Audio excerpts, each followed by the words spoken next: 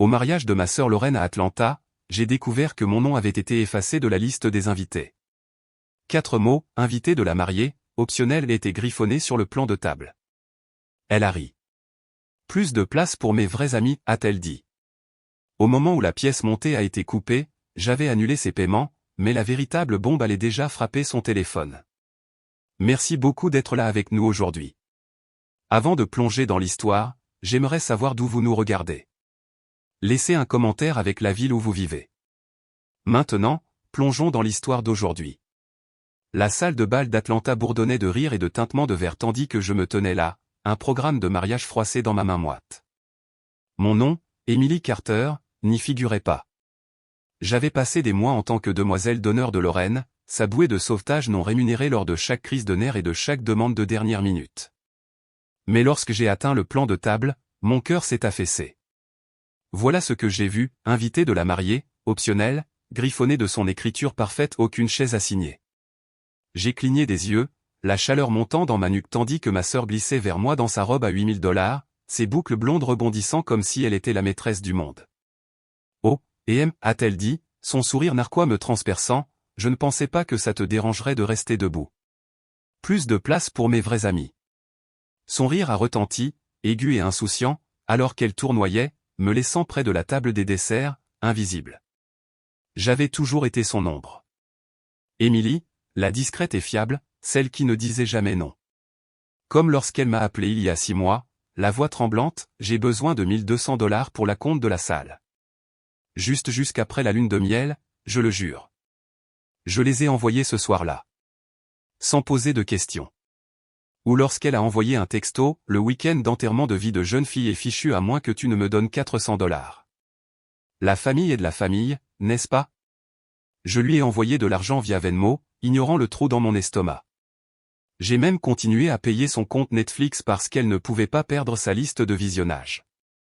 Chaque fois que j'ai acquiescé, souri, payé, je me suis convaincu que cela m'achetait une place à ses côtés.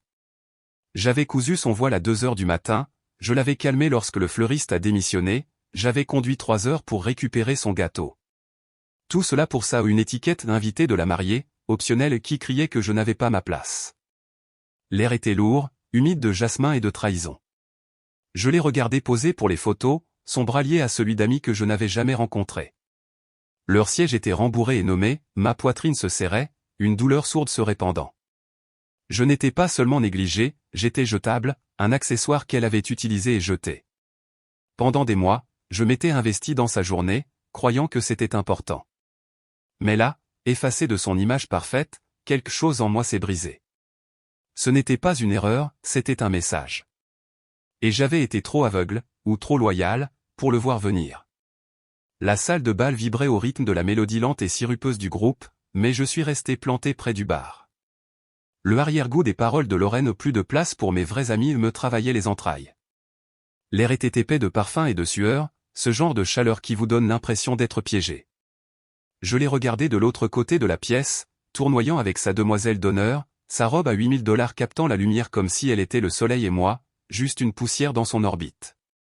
Mes doigts se sont serrés autour du bord du bar, mes ongles s'enfonçant dans le bois.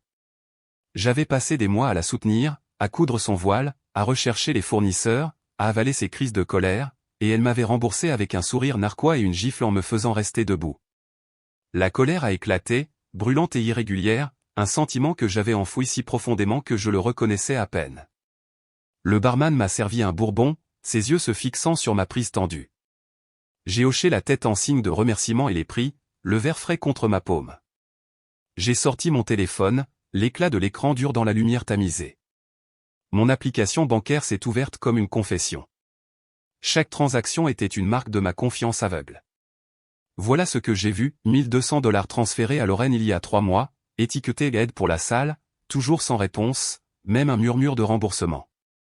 $400 de plus le mois dernier, urgence enterrement de vie de jeune fille, envoyé après qu'elle ait sangloté au téléphone à propos d'une réservation annulée. Puis les abonnements, Netflix, Hulu, même une application de gym qu'elle avait juré que Jake devait utiliser pour avoir fière allure dans son smoking. J'avais été leur distributeur automatique de billets, leur filet de sécurité pendant des années. Mon pouce a survolé le bouton d'annulation, un tremblement me parcourant. Était-ce trop? Trop mesquin. J'ai levé les yeux, attrapant le rire de Lorraine haut, aigu, insouciant et le doute s'est évaporé. Il ne méritait pas que je me pose des questions. Un par un, j'ai coupé les liens. Le paiement récurrent de $1200 annulé d'un tapotement satisfaisant. Le prélèvement automatique Venmo de $400 supprimé. L'application a affiché une confirmation qui ressemblait à une profonde respiration. Les abonnements à Netflix disparus, Hulu désactivé, l'application de Jim révoquée avec un frisson mesquin alors que j'imaginais la confusion de Jack sur l'écran de connexion.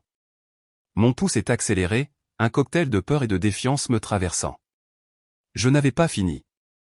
J'ai glissé vers mon email, parcourant des mois de messages que j'avais ignorés, des preuves que j'avais laissées s'accumuler.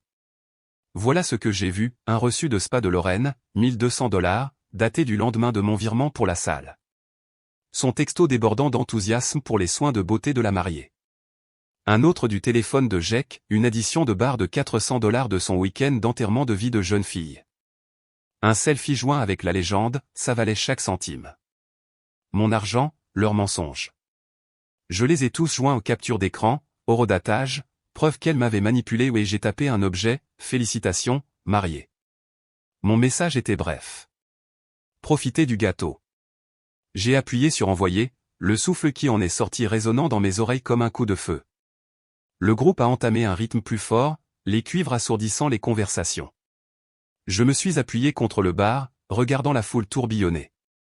Lorraine se tenait près de la table principale, son téléphone dans une main, faisant des gestes à Jack avec l'autre. Puis c'est arrivé, son écran a brillé d'une notification, sa tête s'est légèrement inclinée, Jack a bourdonné une fraction de seconde plus tard, ses doigts hésitants alors qu'il le vérifiait. Mon estomac s'est noué. Une pointe de panique m'a griffé la gorge. Et si elle se précipitait ici, faisait une scène, la tordait pour que je sois la sœur amère qui gâchait sa journée? Je me suis agrippé à mon verre. La piqûre du bourbon m'a ancré. Mais ensuite, j'ai revu son sourire narquois dans mon esprit, j'ai entendu son ton léger, et la panique s'est durcie en quelque chose d'autre, de la résolution. Ce n'était pas trop loin, c'était la ligne qu'elles avaient franchie en premier. J'ai pris une lente gorgée, la chaleur se répandant dans ma poitrine, dénouant le nœud qui s'y trouvait. Elle ne pourrait pas encore me retracer. Elle penserait que c'était une erreur bancaire, un bug, parce que Emily, la discrète et fiable, ne ripostait pas. J'avais toujours été la réparatrice, celle qui lissait leurs aspérités, pas celle qui aiguisait les siennes. Mais ce soir, cela a changé. J'ai scanné la pièce. L'éclat de son mariage se moquait de moi de tous les coins. Le gâteau se dressait sur son piédestal, intact une tour de glaçage et d'excès que j'avais contribué à financer. Je l'ai imaginé le coupant, inconsciente du règlement de compte numérique qui se jouait dans sa boîte de réception. Un sourire amer a tiré sur mes lèvres. Pas fort, pas ostentatoire, juste le mien. J'avais construit le jour de ses rêves, pièce par pièce, et maintenant je le démolissais, transaction par transaction. Le barman a levé un sourcil alors que je lui rendais le verre vide.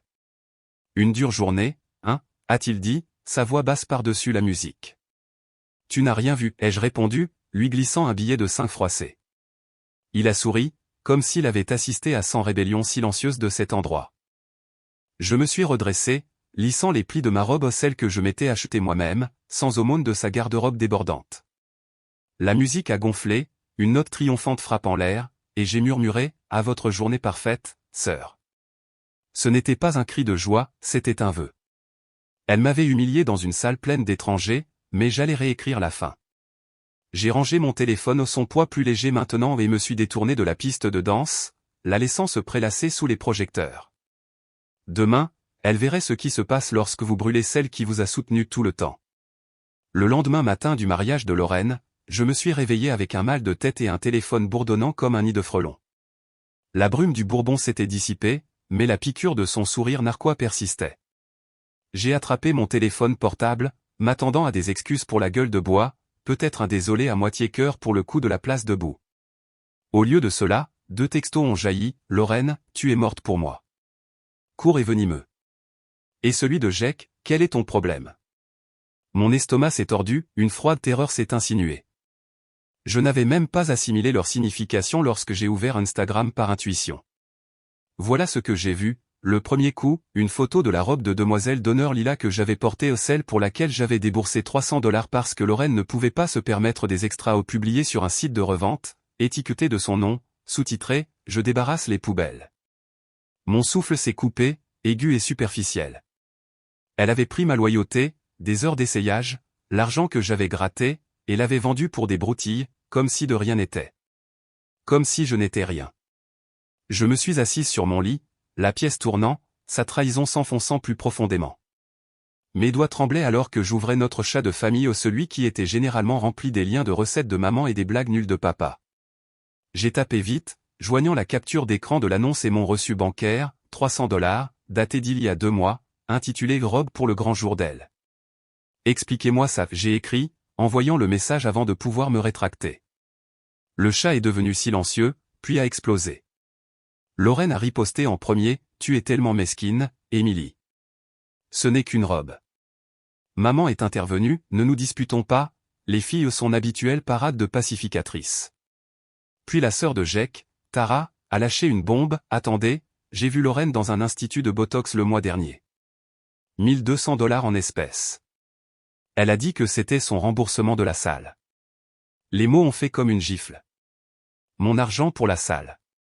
Les 1200 $ que j'avais envoyés n'avaient pas sauvé son mariage, ils avaient repulpé son visage pendant que je restais dans l'ombre. Papa a envoyé un texto, est-ce vrai? La réponse de Lorraine a été une déviation, taramment, mais le mal était fait. Le chat a sonné sans arrêt au cousin, tante, accusation volante. J'ai regardé l'écran, une vaine justification s'installant. Ils l'ont vu maintenant, mais ce n'était pas une victoire, c'était comme une blessure qui se rouvrait. J'ai posé le téléphone, les mains froides, et j'ai parcouru mon petit appartement. La lumière du soleil filtrant à travers les stores était trop vive, trop normale pour le désordre qui se déroulait en moi. Peut-être avais-je réagi de manière excessive, gonflé cela démesurément à cause d'une robe et de quelques paiements annulés. J'avais toujours été celle qui était stable, la sœur qui aplanissait les choses, pas celle qui allumait des feux. Le doute m'a fait signe de la tête, me chuchotant que j'étais allé trop loin, que je devais l'appeler, m'excuser, arranger les choses. Puis mon ordinateur portable a sonné. Une alerte par email. J'avais oublié de le mettre en sourdine. Je l'ai ouvert, plus par habitude que par curiosité, et je me suis figé. C'était de Lorraine à sa demoiselle d'honneur, transférée par accident dans une chaîne dont j'avais été en copie cachée il y a des semaines. L'objet, stress du mariage lol. La phrase qui m'a arrêté le cœur, Émilie est tellement malléable. Elle paiera n'importe quoi si je pleure. Regardez-moi obtenir cette journée au spa grâce à elle. Envoyé 3 jours avant qu'elle ne supplie pour les 1200 $, sa voix tout en larmes au téléphone. Mes mains tremblaient, l'écran s'est brouillé alors que je le relisais. Ce n'était pas un oubli ou un malentendu, c'était un jeu, et j'avais été le pion dont elle s'était moquée. Je me suis affaissé sur le canapé, l'email toujours ouvert, ces mots me brûlant. Elle ne m'avait pas seulement utilisé, elle l'avait planifié, s'en était vantée, avait transformé ma confiance en une blague. La robe en revente n'était pas une réflexion après coup négligente, c'était une pique délibérée, une façon de planter le couteau après que j'ai osé riposter. Ma gorge s'est serrée, un mélange de rage et de douleur m'étouffant. J'avais passé des années à croire que la famille signifiait le sacrifice, que mon rôle était de donner jusqu'à ce qu'il ne me reste plus rien. Mais ceci était une cruauté calculée. J'ai regardé à nouveau le chat de groupe, toujours bourdonnant de la révélation de Tara et des dénégations faibles de Lorraine. Pour la première fois, je n'ai pas ressenti l'envie de lisser les choses. Laissez-les se disputer. Laissez-les la voir. J'avais été vidé par sa trahison, mais ce vide se remplissait de quelque chose de nouveau, la clarté. Elle avait vendu ma robe, mes efforts, ma foi en elle. Et je n'allais pas la laisser vendre mon silence non plus. Plus jamais. Le dimanche après le mariage, je suis allé chez maman pour un brunch familial impromptu. L'air était lourd de tension et de toast brûlés. Les retombées du chat de groupe avaient mis tout le monde sur les nerfs, mais j'avais espéré une trêve, peut-être une chance de respirer. Au lieu de cela, Lorraine était assise à la table, les yeux rouges mais défiants, entourée de nos parents et de quelques cousins qui avaient choisi leur camp. Elle ne m'a presque pas regardé alors que je posais mon sac, ses doigts tapant sur son téléphone comme si elle attendait quelque chose. Puis mon propre téléphone a sonné. Une notification d'Instagram. Je l'ai ouvert, et mon sang a gelé. Elle avait posté une vidéo de son week-end d'enterrement de vie de jeune fille, celui que j'avais payé 2 mois, ivre de vin bon marché, sanglotant dans une cabine de toilette à propos de me sentir utilisé, mon mascara coulant. La légende disait, la jalousie de ma sœur a ruiné mon mariage #drame familial. Il avait déjà 50 000 vues, les commentaires s'accumulant, quel psychopathe, pauvre marié. L'humiliation m'a submergé, brûlante et suffocante. Elle avait pris mon pire moment, celui dont je lui avais fait confiance, et l'avait transformé en spectacle public. J'ai levé les yeux, la voix tremblante, « Pourquoi as-tu fait ça ?» Lorraine a haussé les épaules, ses lèvres se courbant, « Tu as commencé avec ta petite crise de nerfs avec les reçus.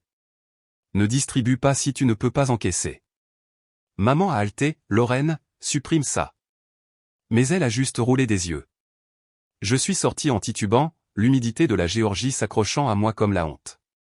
Mon téléphone a continué à bourdonner aux des amis envoyant des textos, « Est-ce réel ?» Et j'ai voulu disparaître. Puis, alors que je cherchais mes clés, j'ai remarqué que mon sac à main était étrange. Ma carte de crédit avait disparu.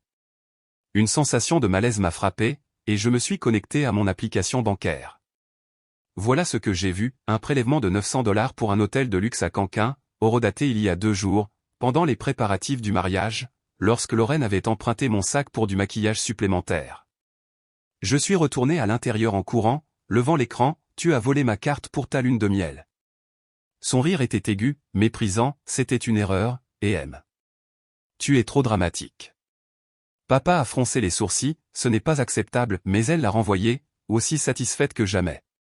Je me suis tenu là, l'écho de la vidéo et le vol se tordant ensemble dans ma poitrine. Elle ne m'avait pas seulement humilié, elle m'avait volé, littéralement, pendant que je faisais ses courses. Mon esprit est revenu à ce week-end, elle fouillant dans mon sac à main, riant des avantages de sœur, pendant que j'étais distraite en réparant son bouquet. Ce n'était pas une erreur, c'était un plan, une autre façon de me vider. J'avais annulé ses paiements, dénoncé ses mensonges, et c'était sa vengeance, exposer ma douleur, prendre mon argent, et rire pendant que je brûlais. Mes mains se sont stabilisées alors que j'ouvrais mon email, joignant le relevé bancaire, la capture d'écran de la vidéo et une note, voici la vraie histoire. Je l'ai envoyé à nos parents, à son organisateur de mariage, et à Tara, la sœur de Jake, qui avait déjà vu clair dans ses jeux.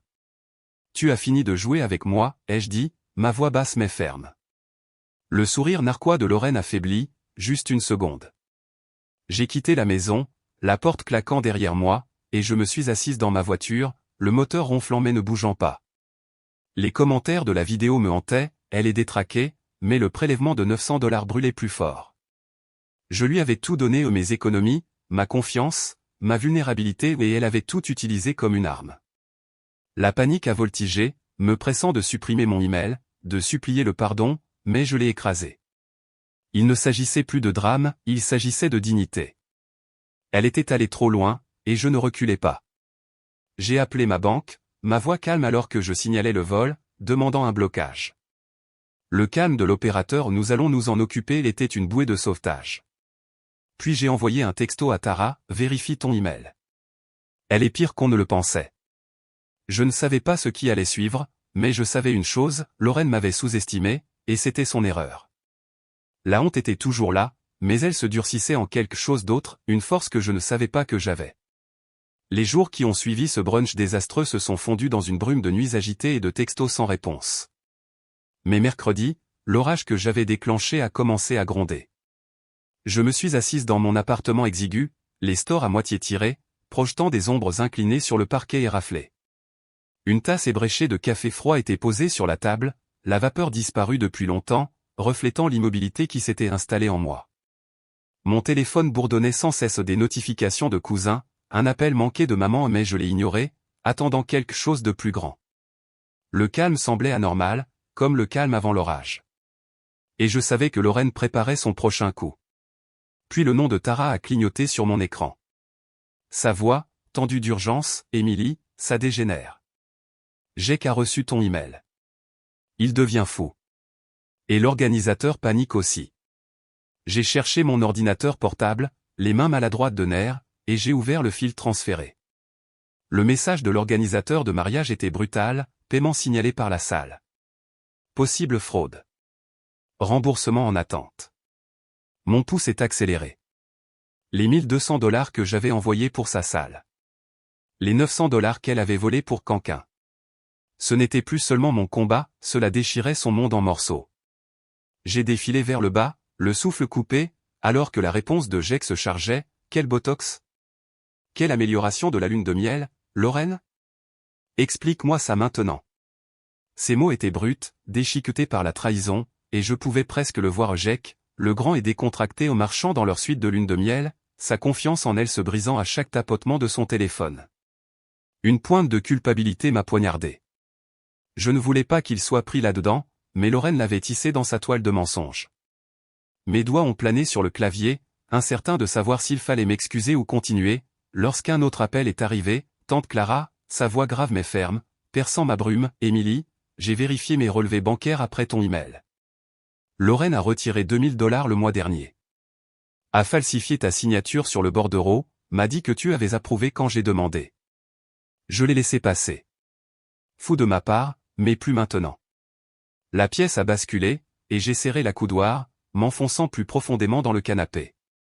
2 000 $ de Clara, qui coupait des coupons et tricotait des écharpes pour gagner un peu d'argent supplémentaire, qui m'avait glissé 20 $ chaque anniversaire avec un clin d'œil. Ma gorge a brûlé, des larmes ont jailli alors que je murmurais, je ne savais pas. Le soupir de Clara était lourd, tu n'es pas à blâmer, chérie. Elle l'est. Le barrage a alors cédé. La rage a rugi en moi, un incendie de forêt brûlant chaque doute auquel je m'étais accroché. Lorraine ne m'avait pas seulement utilisé, elle avait profité de la fragilité de Clara, sali mon nom pour le couvrir, et avait souri à travers tout ça. La tristesse a suivi une douleur profonde et creuse pour la tante qui lui avait fait confiance et une lueur de soulagement que la vérité se répandait, sale et incontrôlable. Je pouvais encore entendre les mots de Clara, doux mais perçants, j'aurais dû la questionner plus tôt. Elle convoitait mes économies depuis la mort de grand-père. Des larmes ont coulé sur mes joues, chaudes et silencieuses, tombant sur mes genoux. Je m'étais toujours senti comme la roue de secours dans cette famille mais inutile. Pourtant, la foi de Clara en moi était une bouée de sauvetage, me tirant des débris. Merci, j'ai octé. Je vais arranger ça. Elle a ri faiblement, tu le fais déjà. J'ai raccroché, les mains tremblantes, et j'ai ouvert ses relevés bancaires envoyés par email. La signature falsifiée m'a regardé au mon nom dans sa cursive, une cruelle imitation. Je l'ai transmis à Tara et Jake, en tapant, elle nous a tous menti. Ma résolution s'est durcie comme de l'acier. Vendredi a apporté le dénouement public. Lorraine a posté sur Instagram, un selfie en larmes, le mascara savamment maculé, les mensonges de ma sœur ont détruit mon mariage. J'ai le cœur brisé. Les commentaires étaient un champ de bataille, tu es si courageuse, se heurtant à c'est une fraude, et mon estomac s'est tordu devant son audace. Mais Jake a riposté, son post était une grenade, des captures d'écran de ses textos, l'ignorance de Jake, Canquin sur ma carte, et le bordereau bancaire de Clara avec mon nom falsifié encerclé, j'en ai fini. Elle n'est pas celle que je croyais. Les vues ont augmenté aux 100 000, 200 000. Son image de conte de fées s'est effondrée sous le poids de ses mots. Je me suis assise sur mon canapé, téléphone à la main, un triomphe amer gonflant dans ma poitrine. Elle avait essayé de me peindre comme la méchante, mais le pinceau s'était retourné contre elle. Des messages affluaient des cousins que je n'avais pas vus depuis des années, des amis de l'université, même l'organisateur, avec un bref nous la largons. Le poids que j'avais porté pendant des mois a commencé à se soulager, bien qu'il ait laissé une blessure de chagrin pour la sœur que j'avais autrefois poursuivie maintenant un fantôme dans la peau d'une étrangère. La réunion familiale du dimanche planait comme un orage. Le texto de maman, 18h. Nous parlons. Je suis entré dans leur salon, l'air épais de lavande et d'accusations tacites. Lorraine était perchée sur le canapé, les bras croisés, son visage un masque de défi sous un maquillage maculé. Maman et papa étaient assis raidement à côté d'elle, les yeux assombris d'épuisement, tandis que Tara restait près de la fenêtre, les bras croisés, un pilier silencieux de soutien. Je ne me suis pas assise. J'ai posé mon ordinateur portable sur la table basse, le claquement fort dans le silence et j'ai ouvert mon diaporama, des heures de travail sans sommeil distillé en fait froid. Diapositive 1, le prélèvement de 900 $ associé à son selfie du jour du mariage, les eurodatages alignés. Diapositive 2, la déclaration de Clara, ma signature falsifiée brillant en rouge. Diapositive 3, son email Émilie est malléable envoyé des semaines avant ses larmes de crocodile. La pièce s'est figée, les respirations retenues jusqu'à ce que la voix de Lorraine la brise aiguë et désespérée. Tu es égoïste, Émilie. C'est fou. La main de maman s'est envolée vers sa bouche, un sanglot s'est échappé. Pourquoi nous déchirer pour de l'argent? J'ai croisé leurs regards, ma voix stable malgré la douleur qui me griffa la gorge, parce que vous l'avez laissé m'effacer. La vidéo, le vol, les économies de Clara. Vous ne l'avez pas arrêté. J'ai dû le faire. Papa s'est levé, son visage un nuage d'orage. Tu fais une montagne de rien. J'ai pointé l'écran, la falsification était frappante sur le blanc. Elle a volé Clara, m'a blâmé, et vous appelez ça rien. Lorraine s'est précipitée en avant. Tu es juste jalouse. Mais Tara a coupé. Elle ne l'est pas, Lorraine. Nous avons les reçus. Le silence est tombé, lourd et suffocant, leur déni s'effondrant sous le poids des preuves. J'ai claqué l'ordinateur portable, le son comme un coup de feu dans le calme. J'en ai fini d'être votre bouc émissaire. Je me suis retourné et je suis sorti par la porte, la claquant derrière moi, mon cœur martelant d'une liberté que je n'avais jamais osé revendiquer. L'air nocturne était frais, les étoiles perçaient l'obscurité, et je me suis tenu sur le porche, respirant profondément. Lorraine avait misé sur mon silence, mais je lui avais appelé son bluff. Et maintenant, 2 mois se sont écoulés depuis que j'ai quitté le salon de maman. L'écho du clic de cette porte résonne encore dans mes oreilles. Le monde de Lorraine s'est effondré rapidement. Ses sponsors Instagram l'ont largué comme un charbon ardent. L'IRS a lancé un audit sur son escroquerie de salle, et Jake a demandé le divorce, m'envoyant un texto silencieux. Merci, Émilie. Tu m'as montré la vérité. Je n'ai pas répondu. Le poids de sa gratitude était suffisant. Puis est venu l'appel de tante Clara, sa voix chaleureuse à travers le crépitement de la ligne. J'ai réécrit mon testament. C'est à toi maintenant la maison, les économies, tout. Tu es la seule en qui j'ai confiance. Je me suis assise sur mon nouveau Porsche à Savannah, un modeste chalet au bord de la rivière, les mots s'enfonçant en moi. Pas l'argent, bien qu'il soit une bouée de sauvetage, mais sa confiance, un baume sur les blessures que j'avais portées trop longtemps. Les mensonges de Lorraine lui avaient tout coûté, et j'avais gagné une part que je n'aurais jamais cru possible. J'ai coupé tous les liens, annulé les derniers comptes partagés, changé mon numéro, laissant le message vocal chargé de culpabilité de maman. Tu nous as fait honte comme un dernier vestige. Le silence est lourd, mais il est le mien. Puis est venu l'inattendu. Tara a envoyé un message. Tu es plus forte que je ne le pensais. Et des cousins que j'avais oubliés ont contacté, leurs mots doux de regret pour être restés aveugles. Je marche maintenant sur le front de mer, l'eau léchant la rive, la brise transportant le sel et la liberté. Un pêcheur a hoché la tête la semaine dernière, son visage grivelé se brisant en un sourire. Vous avez l'air plus légère, mademoiselle. J'ai ri, le son me surprenant. Blessée au combat, oui, mais vivante. Cette vie simple, ensoleillée est la mienne. Je l'ai construite, brique par brique, ni empruntée ni quémandée. Je pensais autrefois que la loyauté était une chaîne, que la famille signifiait donner jusqu'à ce que vous vous brisiez. Lorraine m'a appris que c'est un choix, pas une dette. M'en aller ne m'a pas rendue froide, cela m'a rendue entière. La vraie famille ne mesure pas votre valeur en faveur ni ne réduit votre douleur au silence avec le mépris. Ils se tiennent avec vous, pas sur vous. J'ouvrirai ma porte à nouveau un jour, mais seulement à ceux qui me voient, pas mon ombre. Pour l'instant, je suis assez. J'apprécie vraiment que vous soyez restés jusqu'à la fin de la vidéo. Peut-être avez-vous été mal comprise, négligée, ou même blessée par votre propre famille. Si cette histoire a suscité quelque chose en vous, n'hésitez pas à laisser un like ou à laisser un commentaire.